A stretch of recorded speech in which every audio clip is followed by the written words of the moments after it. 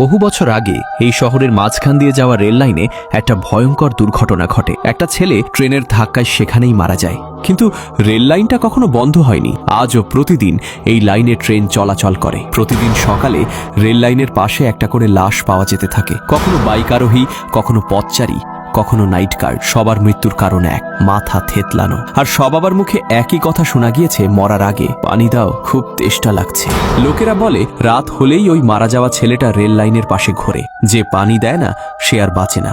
1 মাসে 30টা লাশ পাওয়ার পর গাড়িনা ঘোষণা দেয় এই রহস্য শেষ করতেই হবে। তখন সামনে আসে আলিফ নামের একটা ছেলে। সে বলে আমি যাব, এই অভিশাপ আমি থামাবো। এক গভীর রাতে আলিফ একা রেল লাইনের কাছে যায়। হঠাৎ করে বাতাসে ভেসে আসে পানি দাও, পানি দাও। রেল লাইনের মাঝখান থেকে একটা বিকৃত ছেলে বেরিয়ে আসে, মুখ চূর্ণ, চোখ ফাঁকা। ছেলেটা বলে তুইও আমাকে পানি দিবি না? আলিফ ভয় পায় না। সে ব্যাগ থেকে একটা সাদা ধোঁয়া বের করে রেল লাইনের ওপর দেয়। পরদিন সকালে রেল লাইনের পাশে আর কোনো লাশ পাওয়া যায় না। আজও রেল চলে, কিন্তু আর কেউ শোনে না পানি দাও। একজন নিজের প্রাণ দিয়ে সবাইকে বাঁচিয়ে গেছে। ভিডিওটি ভালো লেগে থাকলে ভিডিওতে লাইক দিন এবং চ্যানেলটি সাবস্ক্রাইব করুন।